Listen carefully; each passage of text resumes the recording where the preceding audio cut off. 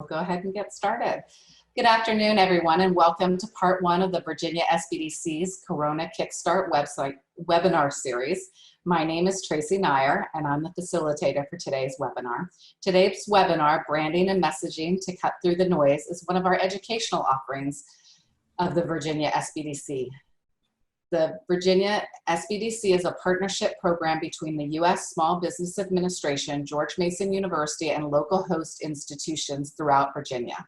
With 26 locations across the Commonwealth, we provide training and technical assistance to small businesses in their local communities. One of our one-on-one consulting services are available at no charge. For more information or to schedule an appointment, reach out to your local office, and if you're not sure where that might be, you can find a listing of all of the offices on virginiasbdc.org. I'd like to introduce our speakers today, Deb Haynes, Swider, and Sharon Wright of Loud and Clear Marketing. I probably got that wrong. I should have asked that before we got started. Okay. Deb has always been a collector of stories, whether reading, writing, or listening to them.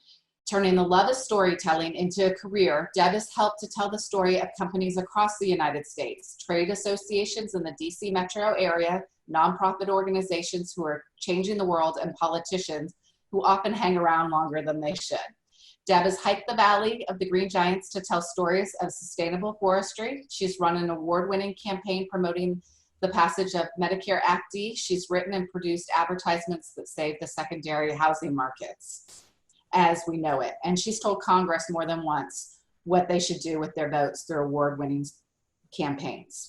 Sharon has been laser focused on her pursuit of career in public relations. Much like the journalist she's partnered with over her career, Sharon is thrilled to chase the next great story that she knows in her heart needs to be told. Stories that captivate readers. While working at two of the largest PR firms in the world, she guided IBM as it introduced computers into the classroom, British Petroleum when oil was spilled across the Hawaiian island chain, Tony Robbins when his program attendees were having unplanned run-ins with the law, and Southwestern Bell when it rebranded to Horizon. She founded Loud and Clear Marketing in 2012, having spent most of the last 20 years helping Loudoun businesses tell their story. A member of the board of the Loudoun Chamber of Commerce and co-founder of Save Loudoun Littles, one car seat at a time, she's committed to being a force for positive change in the Loudoun community.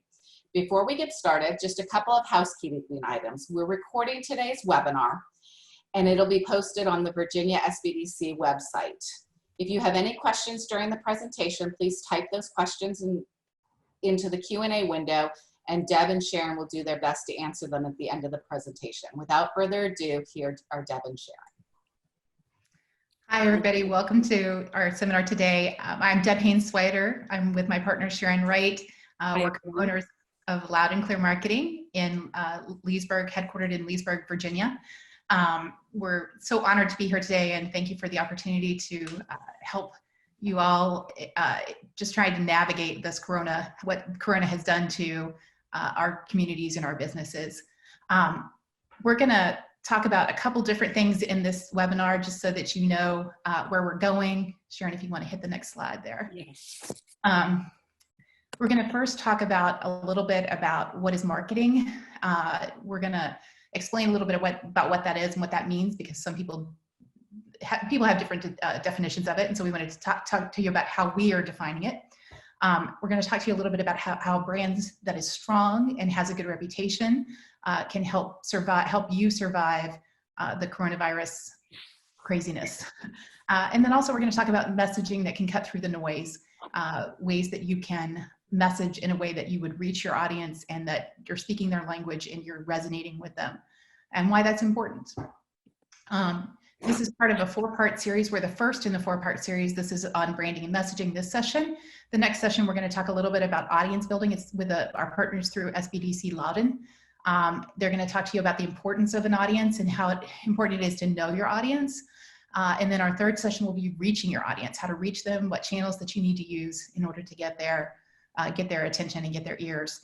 And then finally, we're going to wrap it up. Sharon and I are going to come back next week and wrap it up with a leadership in crisis seminar, talking about things that you can do to demonstrate leadership in your communities and in your business in order to stay strong and stay ahead. Again, that relates to the reputation management piece of branding. So I hope you'll join us throughout the series and just stick with us through all four parts. You can sign up for any of the courses by visiting loudonsbdc.org and then going to training and then click on online workshops. All of them are listed out there and you can see and sign up for them. Also, I just wanted to say that every business is unique and different. So we're going to try to give you a high level perspective, and then we hope that you'll be able to apply them to your individual businesses. These are general tips. They're present day examples so that you can kind of put them into context. At the end, we're going to offer you some resources where you can get one-on-one personal recommendations as well as coaching. So stick with us. We're going to start with what is marketing. Great. And as I said, we're kind of putting this into the context of what we're talking about so that you understand how the way that we're going, the direction that we're going. Marketing is the process or the tools through which you communicate your value as a business owner to consumers. Some say that it's the way that you get your message to your consumers or customers or how you attract customers. Marketing can refer to the tools that you use to convey those messages or your brand. But marketing is mostly about connection and awareness, the way that we do marketing, the way that we talk about marketing. Connection is important. People make decisions based on connection. They make a buying decision based on connection. When we approach a marketing situation, we think about who your target audience is in order to start to build that relationship. Because if you don't know your audience, if you don't understand your audience, it's going to be very difficult to connect with them. So it's a pretty pivotal foundational piece of the marketing picture, which is why we're dedicating an entire session to it. It creates opportunities. Once you start to connect and start to build that relationship, that creates opportunities for your business to demonstrate leadership, make connection, and to actually end up making sales. Right now, the situation is so chaotic. Even though we're several weeks into it, people are looking for leaders. They're looking for businesses to show leadership. And we know that because of some statistics that we've found and that we'll go over a little bit later in the session. Marketing is also about awareness. It's about how well people know your brand. It's about how many customers you can reach, how many people that you can continue to build relationships with, particularly if you do what we call channel planning, which is basically looking at where your customers interact with you and making your brand accessible through those channels. So meeting them where they are. And again, you can hear about that on 2 seminars from now, in the third part of our session. I just want to note right now that some businesses have a little bit of an instinctual feeling that they need to stop everything, just stop marketing, cut the marketing budgets, stop putting out messages, stop doing anything when it comes to marketing, because we're hitting a downturn. And I would say, we're going to talk a little bit more about this further into the session, but I would say that this is a bad idea. Past recessions have told us that the companies that stopped investing did poorly, and the companies that continue to invest in their marketing came out healthier and more profitable. So that's something that you should keep in mind. We're going to move on to branding now and talk to you a little bit about branding. Branding you can probably find 100 different definitions of branding, but the way that we're going to talk about it is how a consumer perceives you, your product or services, or your company. A strong brand is a function of your reputation and the amount of visibility your brand has. So those 2 things go into making your brand strong. Why it's important to have a strong brand, because a brand that is strong can better withstand negative market conditions because of the strength that it's built. So the better your reputation, if there's something that comes along and hits your reputation, or if there's a market force that comes along and hits your reputation, the stronger your brand is, the more likely it is that you're going to survive.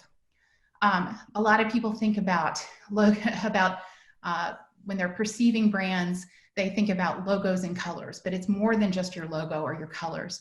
It is, yes, your visual identity, what we call your visual identity, which would be your logo, your colors, the photos you use. That is part of your brand. But the other part of your brand would be things like your messaging, like your taglines, or even shapes or icons that you use. An example of this, if you want to go take a look, McDonald's just had what they call their visual standards redone by a company called Turner Duckworth. So if you go to if you Google turnerduckworth.com and look for McDonald's visual standards, you can see they have a lot online. They have examples of how that they've redirected the visual standards of McDonald's, and you may have seen that in your interactions with. If you go to McDonald's up, and you may have seen a visual change in the posters that they put up, or some of the packaging or the advertisement that they have out. Another example of visual identity is that if you look at Airbnb, there's an iconic logo that they use in a lot of their communications and their ads, and their visual identity is a lot about a person in an exotic locale that's relaxing or happy or positive. It's all positive imagery. So those are examples. Other examples that you probably would know, Got Milk is a tagline that most people know, most people my age at least know. Golden Arches are part of a brand. If you say the Golden Arches, most people know that you're talking about McDonald's. If you say Just Do It, or you talk about the swish, most people know that that means Nike. And most people also associate the red and white and the swish on Coke. Those are things that they identify with Coke in their visual identity. So those are examples of branding that you can go back and take a look at and kind of put it into context for yourself and for your business. Your brand is also about it can also be about your vision statement or your mission statement. Those are important pieces of your brand toolbox because that helps people know where you're going. It helps your customers know who you are. It knows your employees. It tells your employees where you're going as a company, and it acts as kind of a rallying cry for everyone so that everyone's going in the same direction, which is important right now. In the crisis, people need to know where the company is going, and they need leaders to say, hey, we're going to make it, we're going to be strong, and here's how we're going to make it, and here's why. If people know where they're going, they're more likely to join in and be part of it and want to be part of it. So it can help you with your employee relations as well. It's also about your personality. Your personality can be fun, your personality can be engaging, your personality can be earnest. There are different, if you think of different personality traits that a person could have, your brand can have those same personality traits. And you probably should think about that. What is the personality of your brand? One tool that we found that was kind of fun to use, Portent has a tool called the tone of voice generator that it can help you figure out what your personality is, or your tone of voice should be in your business. So if you Google Portent tone of voice generator, you should be able to find that as well. It's also about your reputation, and we talked about that a little bit earlier. A strong reputation, again, helps you withstand those negative market forces. We've found recently, there's a survey that was done recently by PR News Online that said 60% of people surveyed said that brands are doing good, that brands that were doing good during coronavirus will see quantifiable financial and reputation gains once the economy occurs. And what that tells us is that the people who are doing good and talking about it are getting reputation bumps. It's bumping up the reputation, bumping up the perception that people have about the brand, and they'll remember that. So that's something to keep in mind. And we'll talk a little bit about more steps that you can take in your branding, but keep that in mind that what you're doing, people are watching, and that helps or hurts your reputation. Your brand is also what makes you unique. You have a unique audience. Again, it's very important you know your audience so you know why that makes you unique. The audience should be, that brand should build loyalty with your audience. Your strong brand can create loyal customers. We have data from Brand Z that shows after the 2008 and 9 financial crash, stronger brands recovered up to 9 times faster than others. That's important. You want to recover right now. Right now, I'm sure a lot of small businesses have taken a hit. And so that brand strength is really something that's going to help you survive this thing. You also have a unique way of building trust. The way that you communicate with your customers, the way that you service your customers, even if it's just the way that you package your products or the way that you train your salespeople to speak to your customers. Those are all very unique aspects of your brand that are important to you. We know that from past recessions that people who trust brands buy more from those brands. They'll still continue to spend money on those brands if they trust them. And a recent study by IAB, which is the International Advertising Bureau, just recently found in March that 60% of those surveyed reported they were finding themselves turning toward the brands they were absolutely sure they could trust. So when there's anxiety in the market, that trust factor is really, really important, that you continue to build and nurture that trust relationship that you have with your customers. A strong brand will also create what we call brand ambassadors. And those are the people who will just spread the word organically, not without you having to pay them. They'll spread the word that your brand is great, your company is great, what you do is great, your product's great, whatever it is, whether it's products or services that you provide, that your people are great and that others should buy from you. So that's an important piece of it. We have an example just recently. We have a restaurant client who gave an influencer a $60 meal, pretty small investment. And that person, just because we gave her a meal, now she's spreading the word through her local networks, which in some cases are actually national. And she spread the word to hundreds, if not thousands of people about the quality of this restaurant and how other people should come and eat the food from this particular restaurant, which is delicious and wonderful. But it's just small things like that building trust, that building relationship, creating those brand ambassadors. Those are all important things to keeping you ahead of the game and into the survival game, in the survival. Sharon's going to talk a little bit about why this is important. Yeah, so just to reinforce what Deb talked about, we wanted to give you some statistics because, you know, our words are one thing, but to hear what the experts are saying, surveys have been done, and this first one is talking about 71% of those surveyed said that the brands will lose their trust forever if they put profits before people.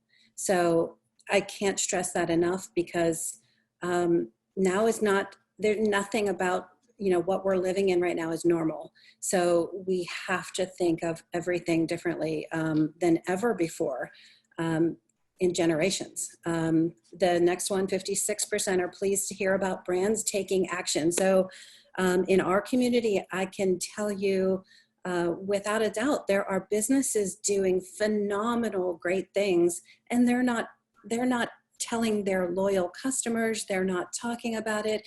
We have these tools, which I know you all have, social media.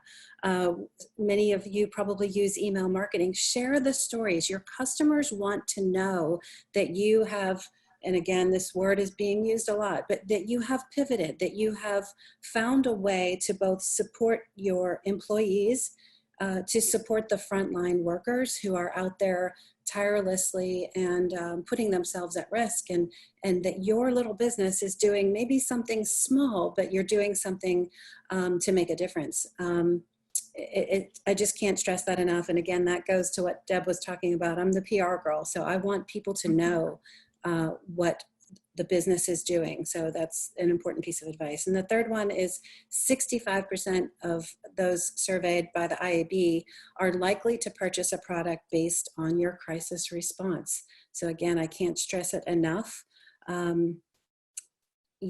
You are probably already doing the right thing. If you're not one of those businesses that have sort of curled up and said, I can't function. Hopefully you're not one of the businesses that have closed your doors and said, I'm just going to go paint my house, or I'm just going to go clean some closets. We really shouldn't be doing those things right now. If you are business owners, you should be really looking at ways to be creative. So that's some good proof points. As Sharon said, you know, and as we talked about earlier, reputation is so huge right now. It's so important for you to have a good reputation and for you to maintain that good reputation so you can maintain those trust relationships. And Sharon said, do the right thing. Do the right thing is probably the most important thing that you can do right now. Your customers are watching, your employees are watching, potential customers are watching what you are doing. Things like offering paid time off for employees who can't work because of closures or because of sickness. That's important. You know, if you are trying to think about the ways, if you've been closed by the government and you're thinking about ways to reopen your business, but you're trying to figure out ways to protect your employees, people are watching those sorts of things. I know I'm actually what I call a reformed lawyer. I'm a lawyer here in Virginia, and there's a lot of discussion in legal circles about the issues that are involved in opening up spaces. So that's you know, people are watching that. That's very important. It's very top of mind for people. So that's an important thing for you to continue to do the right thing because people are paying attention. Kantar just did a survey and said that 78% of those surveyed want companies to take care of employees' health, and 62% say companies should implement flexible working arrangements. I'd say those numbers are telling us it's an expectation for you to do the right thing. And examples of this in the big brand world, Chipotle is offering an hourly wage employees a 10% pay increase, or they did through April. And they're also offering emergency paid sick leave for their employees. That's something that if you may or may not have heard of, but certainly the employees are paying attention to that. Something that has impacted us that in our business dealings is that Zoom offered their products free to educators and expanded time for their free offerings. I know I have a son who's in school and his teacher turned to Zoom in order to try to connect with him and his other classmates. It's been hugely important. And I would say that they're probably going to pick up. I know of several businesses who actually turned to the paid platform after being offered the free platform because they used it as a tool during coronavirus and really liked it. So they gained business, but also they did the right thing. And Wendy's had a campaign that they said they lived one of their most important values of doing the right thing by giving everyone who went through their drive-thru a free order of 4-piece nuggets on April 24th. So brands are trying to demonstrate this, and there's a reason that they are, because I believe that the people who are consuming are expecting this of them. This is an opportunity for you to reinforce your trust with your people, with your customers. And ways to do this, if you are showing compassion and empathy, if you're acting on your facts instead of fiction, and you're part of the solution, those are things that you can do to help build that trust. And you also need to pay attention to the needs of your customers. Right now, a lot of us are trying to figure out what it is exactly that people need and how can we make it easy for them. Airbnb has kind of taken a reputation hit in the last year, I'd say. But they've been providing free or subsidized housing for 100,000 healthcare workers. They're trying to do things they're trying to do the right thing to reinforce the trust so that people will continue to use their brand. Finally, you need to live your values and tell your story. As Sharon said, if you're not telling your story, go do it. It's important to go do it because they want to hear. People who are buying from you want to hear what it is that you're doing in response to this. There's that expectation. They want to make sure that you are doing the right thing. Ultimately, your survival will be due in part to your brand strength. The stronger your brand is, the more likely it is that you'll sustain a hit like this coronavirus disruption. The more brand awareness you have, the more people know and recognize your brand, the more likely it is that you are to make a sale. The more people that like your brand, the higher the likelihood is that they'll recommend you to their friends. And that can be the lifeblood to your business right now. I know it, we live it. If you don't know these things, if there are questions that are arising in your brain as we're kind of going through this, it might be a good time to do a brand audit, figure out who you are, how you best help your customers, if there are changes that you've made or changes that you can make to help serve or give customers what they need. Now's a good time to do that exercise. You should be looking for your opportunities. You should be pivoting right now. For example, the tailor shops that are starting to make masks, wine shops that have added groceries. Taco Bell just created an at-home taco bar because they got complaints that the tacos were getting soggy in transit. So they made a pivot. You might have some new markets and audiences that have opened up for you. So in this pivot, there might be new things that you're doing, new products that you're making that you can sustain after your business is open or as we move forward at post-coronavirus. And that might have opened up some new audiences. So take a look at that and how that could affect you and how that could change your marketing efforts. I have an example after 2008, Lego, who is a luxury brand, really. Usually people would buy fewer luxuries in a recession. They pivoted and they saw a growth of more than 63% because they saw the opportunity to expand into Asia and Europe as the American market started to stagnate with that recession. So that new market really was huge for them. 63% expansion. I think all of us would take a 63% expansion in our businesses. So pay attention to those new markets. Another example, real time, is HBO is making many of its shows available to people who are not subscribers. They're opening up those paywalls. I would say they might pick up a few new customers after seeing those HBO shows and the quality of the HBO shows. There could be new audiences for HBO now. As we said before, right now is not the time to go dark. I want to talk a little bit about advertising because that's that's the background that I come from, while Sharon is the PR side. I'm the branding and messaging and advertising piece of the equation with us. Now is not the time to go dark, but you should change your focus on the way that the messages that you're getting. And we'll talk a little bit more about this in messaging, but instead of focusing on sales, you should start to focus on brand building. So those building blocks of the good things that you're doing, the values that you hold, the ways that you can build trust. But I would say there are opportunities here. Prices are cheaper in Facebook advertising, for example. We've gotten some really great pricing on Facebook advertising because some of the big brands have pulled back a little bit. For example, the James Bond, I saw a statistic that said James Bond pulled $500 million in advertising, the James Bond movie, because they weren't going to release the same way that they had anticipated they would release with Corona. So, there are opportunities out there for you. It's been proven in past recession, or it's been proven just in general, the higher your share of voice in comparison to your market share, the more likely it is that you'll grow next year. So if you want to grow, you need to get the word out. You need to start getting your name out there. One way to do that is through advertising. The more people recognize your name, the more likely it is that they'll buy and you'll grow.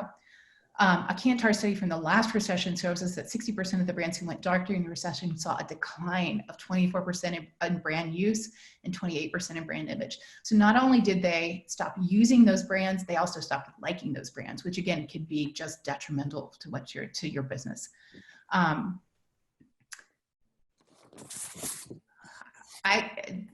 The Institute of Practitioners of Advertising looked at the trends after 2008. And what they saw is that when brands went silent or they started to go dark, that it started to change the perception of the people who are watching that brand. And they started to think that those brands were failing because they weren't speaking as they had before. So there's a word of mouth that starts to manifest among consumers when you start to go dark and stop with your communications to your customers. So be wary of that. Pay attention to that your customers could think that your business is failing or you're somehow in crisis if you slow down your communications or stop your communications. I think everybody is slowing down a little bit, but that significant slowing down of communications is not a great thing right now. And if you're worried about advertising at all, Kantar did a study that said only 8% of people thought brands should stop advertising. So it's a really low percentage in the great world of things. Regardless of everything that's going on, the most important thing you can do is build your brand. And that means doing things like increasing your brand awareness, finding new eyes for your business, or creating touch points for those who know your business already. Look for opportunities to create, to increase familiarity with your brand. Again, people who know, and also new eyes, new markets. Make it easy for people to understand and get to you and know what you do and get to what they need. Good brand awareness campaigns will more effectively narrow your target audience and encourage them to feel connected to and empowered by your brand. So you're going to be stronger if they're connecting and feeling empowered by your brand. Without brand awareness, repeat purchases are just less likely. It just lowers. Wrapped up. Sharon's going to talk to you about some questions that you can ask, a checklist that you can do for branding as you move forward for your business. Yeah, so my job in this section is to drive it home for you with 4 questions. First one is, are my core principles and values present in my actions? And in this section, I want to give you some real life examples of big brands that have done this, because even though this first one that I'm going to explain to you is related to Dove, these are absolutely things that you can watch and learn from, right? So Dove is known for their beautiful advertising, and they typically show the beautiful faces and the beautiful women. And they did a campaign, I think it was in April, that was called Courage is Beautiful. And jot that down, because it is worth looking at to see what this large brand did with that campaign. They showed the faces, the tired, the war-torn faces of our frontline workers. And by golly, those faces still looked beautiful, right? Because they are our heroes right now. And you could see the lines in their faces from wearing a mask for 14 or 16 hours a day, or maybe even longer days. I've heard some that didn't even get breaks. So we applaud Dove for doing that. And at the end of that campaign, they talked about the donation they made for PPE and medical equipment. Uber is doing an amazing job right now too. That again is another really great ad that I would point you to. It's tapping into the mood of the times by giving up revenue.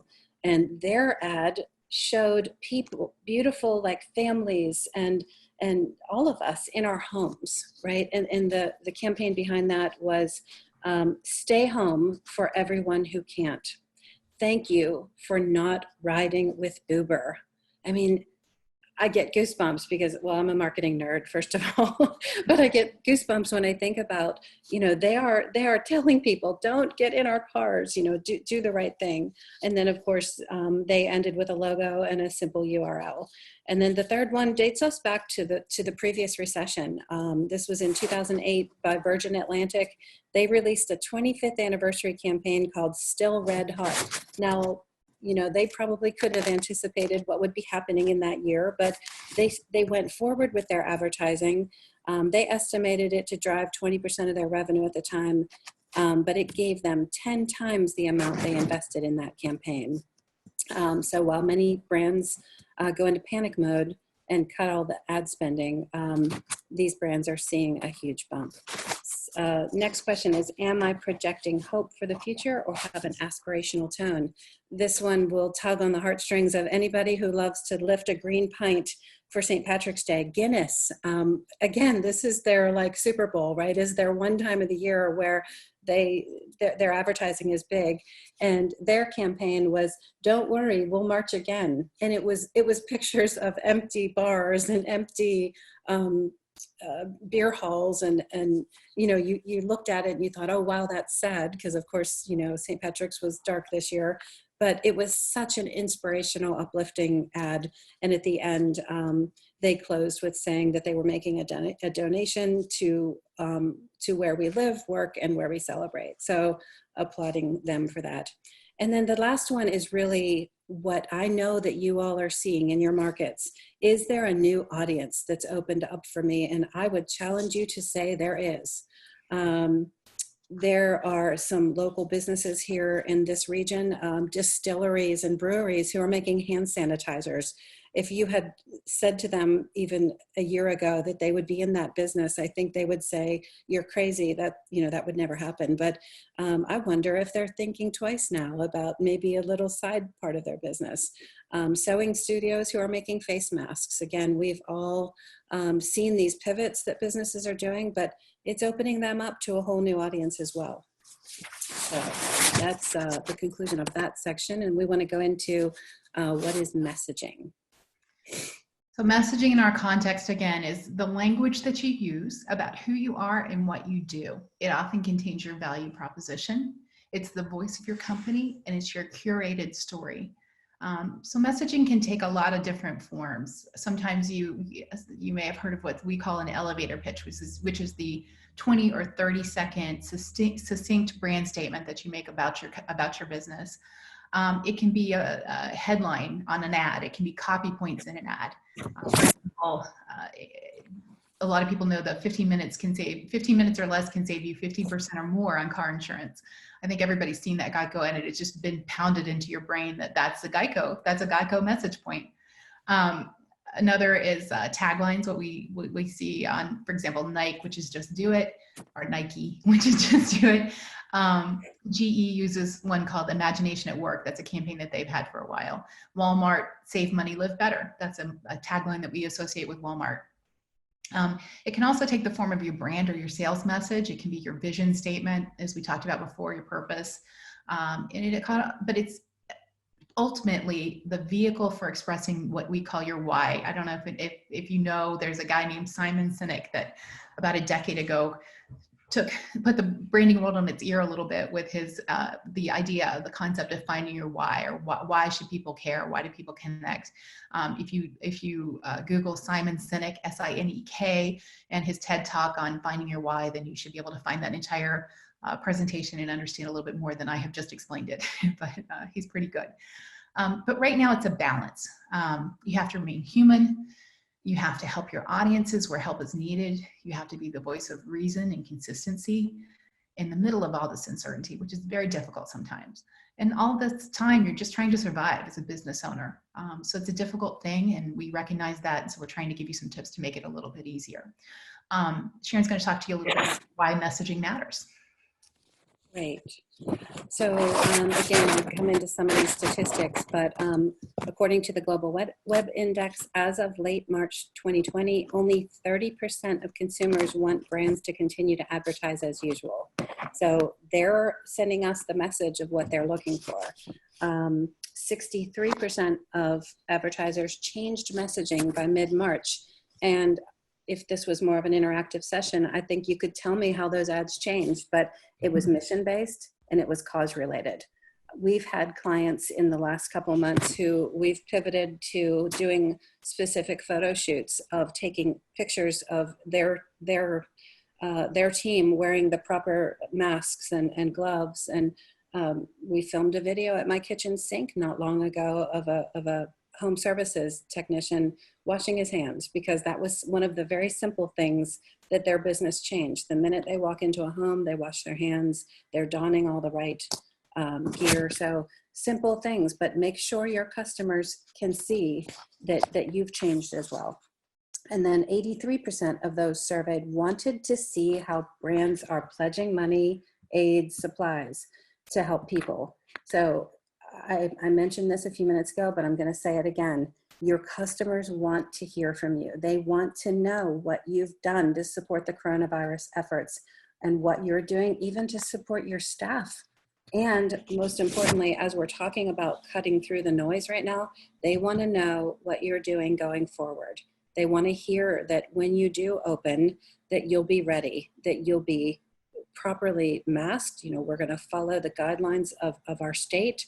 But it's important to give people the comfort. You know, as well as I think we all do, there are people, there are friends that you have that are the ones that are maybe anxious to run out to the breweries or to the beaches. And then there's the ones who aren't. And they're the ones who are saying, I'm going to sit back. Well, if their local deli or shop that they haven't been able to visit in some time is telling them that they're doing the right thing, they're going to be more likely to visit. So, important stats there, I think.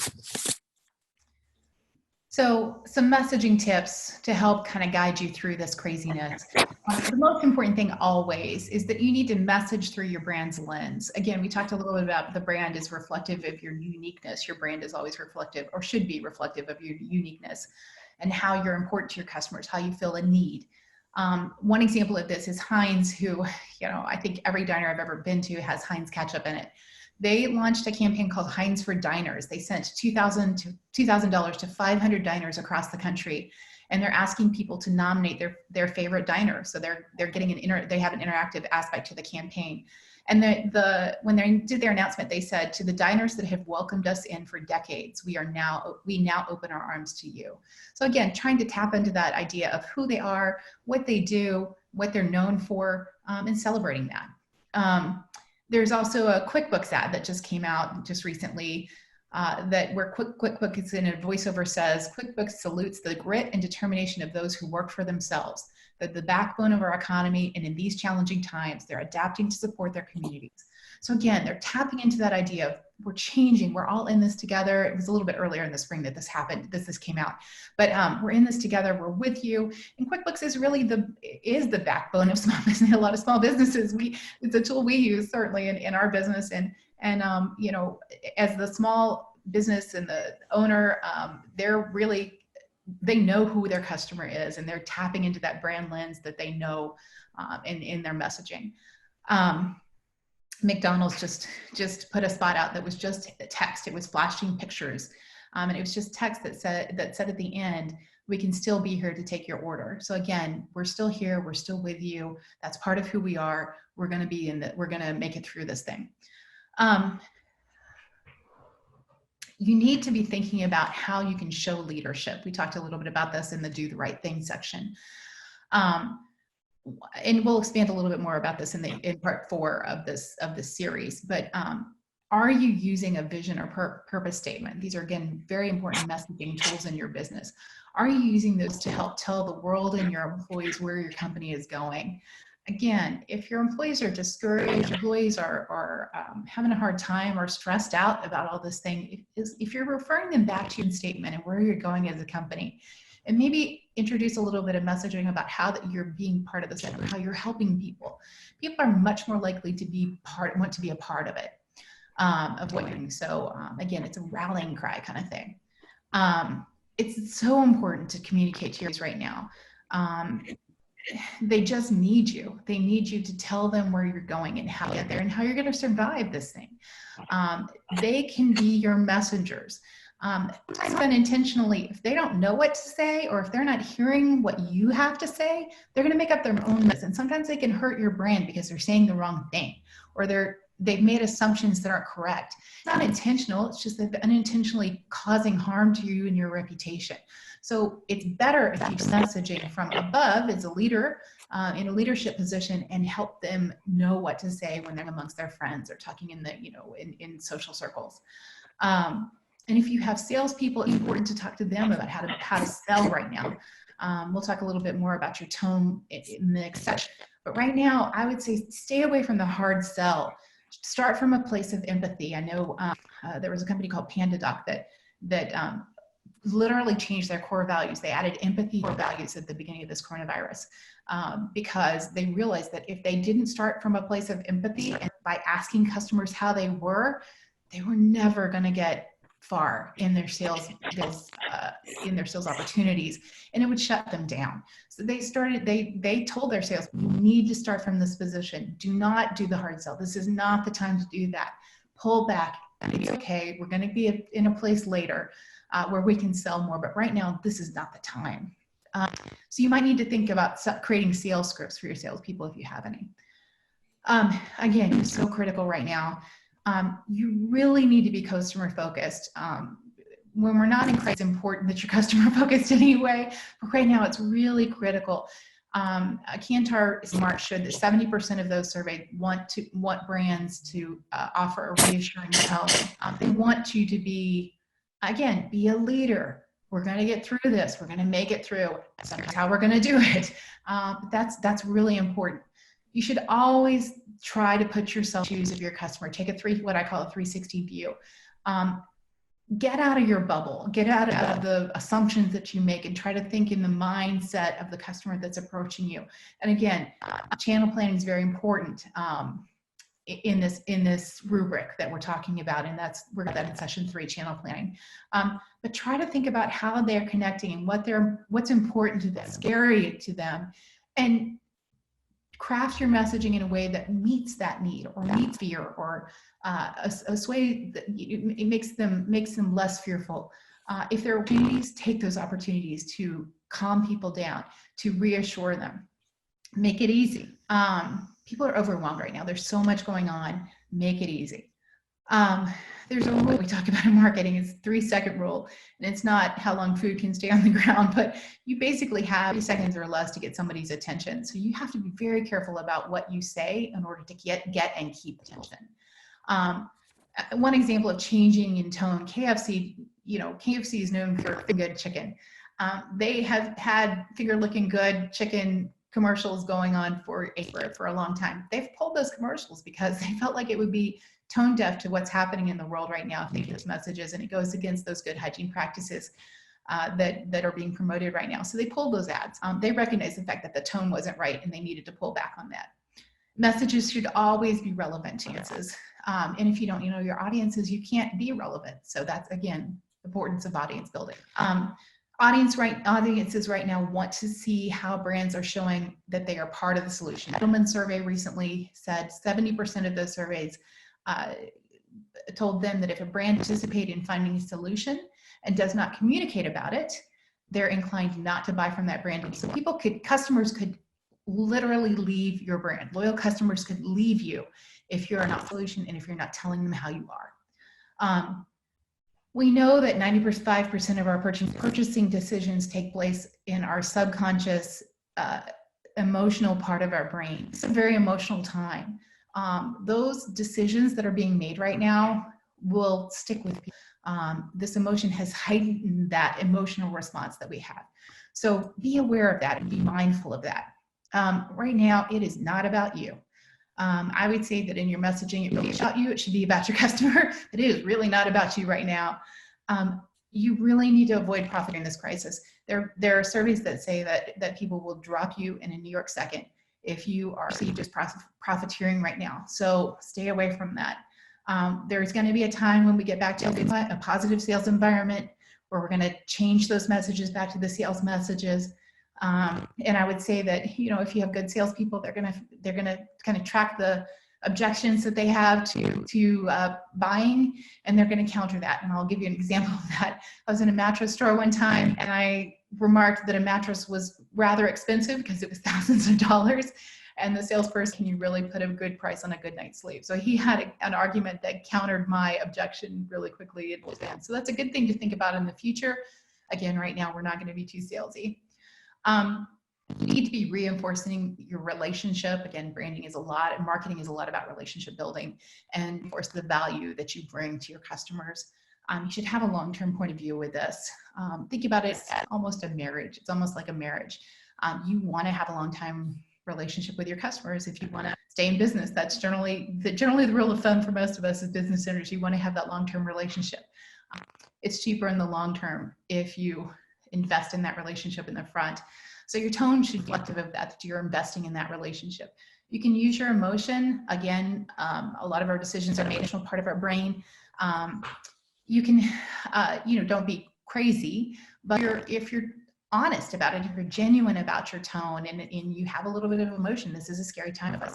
It's not, I would say that it's not a bad thing to do that.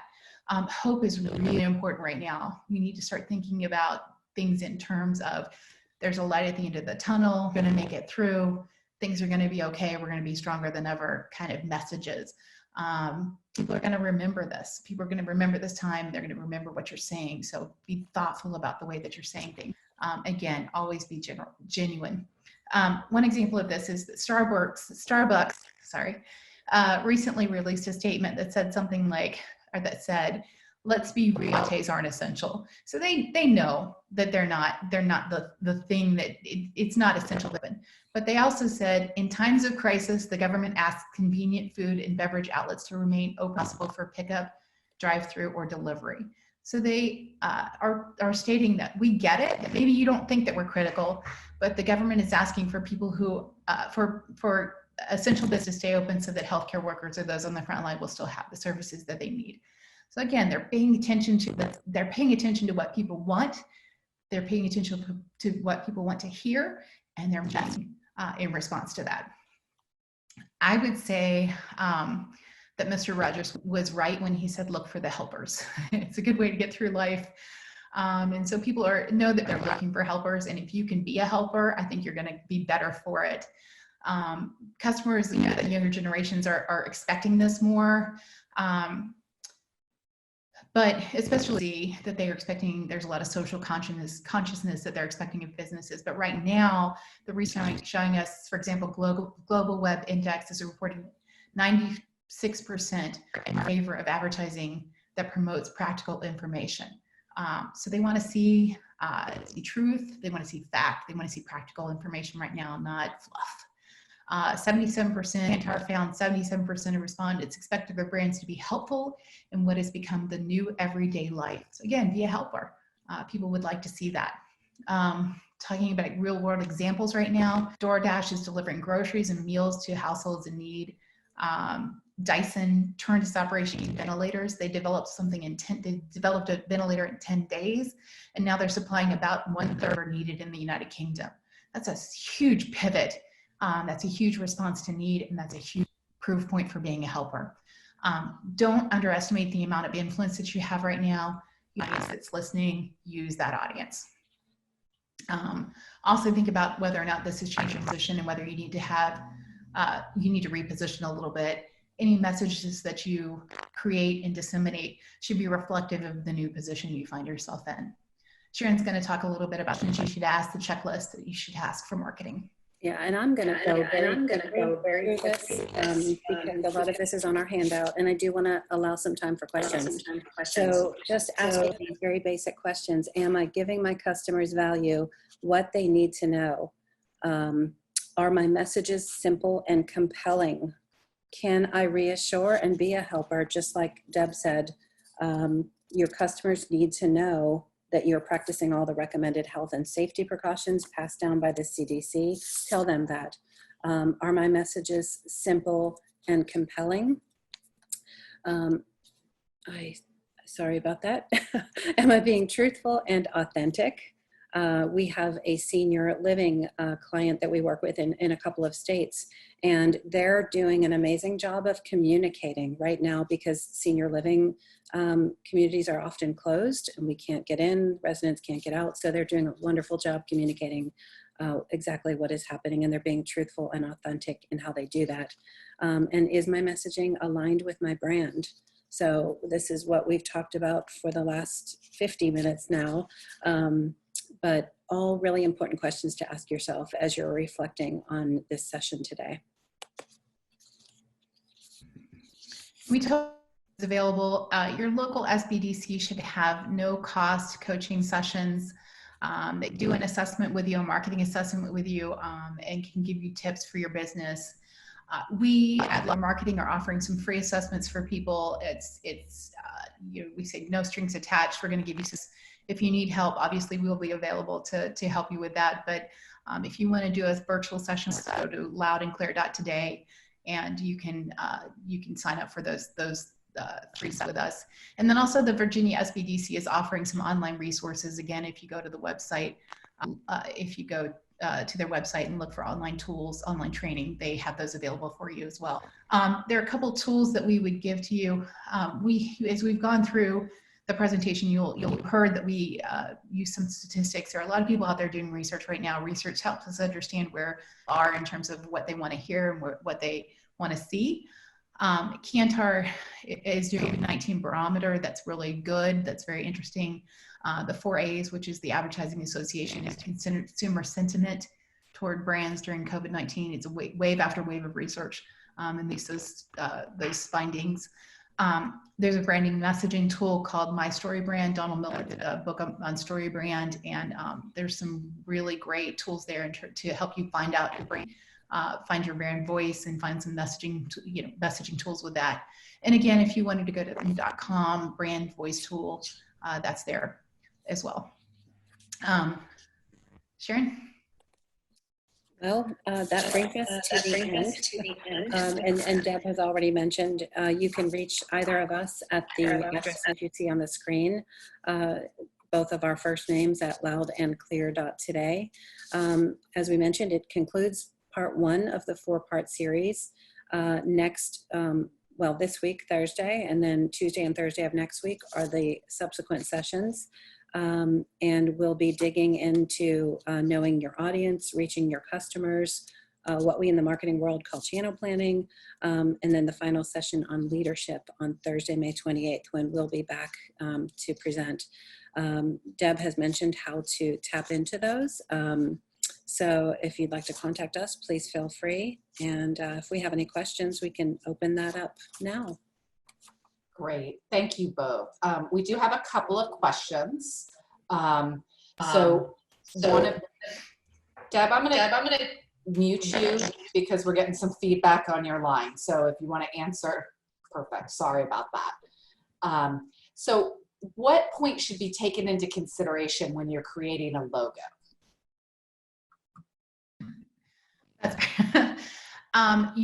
I think the number one thing that we take out when we're creating logos or doing branding work for people, you should really know the audience, know your audience. You need to know who you're going to sell to and what they want, and should position your brand, which includes your logo, to meet that need. So, and to reflect your tone, your brand voice, your personality. Those things should be kind of taken into consideration when you're creating logos or doing other brand. Okay. What kind of budget should I commit to advertising? I'll take it again. That's me again. This is your world. This is your world. I know. I'm an advertising girl. I would say it varies. Again, it depends on your audience. It depends on the channels that you're using. I would suggest that right now, at a minimum, you have places where people are looking for you. So if you want to do some Google advertising, start with $10 a day in Google advertising and see where that takes you, see what kind of response you get. We do a lot of testing and response rates, and then see if we need to add more money to the budget or lower money, depending on the response, depending on the cost per click and that sort of thing. If you should, again, be there where they're looking for you in, like, Google, for example, Google advertising, and then also maybe push your messaging through channels like Facebook advertising. And that's just kind of a basic place to start. We can talk more about the situation if you want to give us a call and talk to us about through the marketing assessment tools. When will I know when I can use more language about selling? Take it again. I would say one of the reasons that we used a lot of real life brand examples in this presentation is because the brands are doing the research. A lot of small business owners just don't have the money to do the national research or local research. Listen to your customers, listen to what they're saying, listen to the tone and what they're looking for. Look to the national brand, see what they're doing, because they are taking that pulse through research, wave after wave of research, and they kind of know where people are. So if the advertising starts to change on your television or in your digital, your digital experience, the tone of that advertising starts to change, you can probably take that as a sign that your tone can change. But again, listen to your audience, be in tune with your audience, try to step into their shoes. It still feels scary to you, maybe it's not the time to be so hard sell push. But if it starts to feel like, hey, back to business as usual, because that's what your customers are saying and that's how you feel as a consumer, then maybe it's time to start to ease into that sales message a little bit harder. And then finally, do I need to do social, or is my website enough? I can take that one. A website obviously is critical. You have to have a fantastic website. And yes, you do need to do social. We know that, I'll just use my phone as an example, right? We spend our time scrolling through social. If you're not using social in conjunction with great messaging on your website, then I think you're missing an audience. And of course, this gets into the channels again, but knowing which social your audience uses is important as well. Not everyone's on Facebook, maybe Instagram is the way to reach them. So it's important to do them both in conjunction. One more question. What should I include in my first email? I open my business for the first time. I think a genuine interest in telling your story. It's really important for any new business to we lead with story. Deb and I have a fascinating story, which we won't get into today. We don't have time, but tell your story. Tell the recipient of that email who you are and why you opened an olive oil shop or why you've opened a restaurant. Their story is what people want to know. They want to hear why you're passionate about what you do and why you're the best one to do it. So definitely do a strong introduction. And I love video. I think video is critical. If you can film, just put your camera on yourself and film a video to introduce yourself and people will watch it. So I think a solid introduction, and tell them who you are, tell them what you're about, what you sell, will go a long way. Thank you, ladies, both. You've got a lot of kudos in the chat window for this great presentation today. I just want to say, go ahead. I wanted to say one more. If you, we're not going to send around the deck because it just doesn't have as much information, but we have done a handout, a summary of the things that we talked about. It gives you a little bit more detail than the deck does. So if you would like to get a copy of that, those who have registered will get an email copy of it automatically through Virginia SBDC. But if you did not register for the webinar, or you're watching it through a replay, just go to loudandclear.today and request that. We would be happy to send it to you. Great, you just took the words right out of my mouth. Just to close out today, that's okay. Both Deb talked and Sharon talked about the other webinars that are part of this series. You can find more information about those on our website, virginiasbdc.org. Also on our website, you can find the business recovery page, which the Virginia SBDC developed to help owners carefully plan for and execute their business's new strategies as they open or relaunch their business during this really challenging time. These guidelines cover a broad range of critical considerations, and while you can use them yourselves, they were designed to be ideally used in conjunction with the business counselor. So reach out to your SBDC counselor, and if you don't have one already, you can find a list of our locations on the virginiasbdc.org site to get some one-on-one counseling if you need it. So thank you, everyone, and we hope to see you again on Thursday. Thank you. Thank you.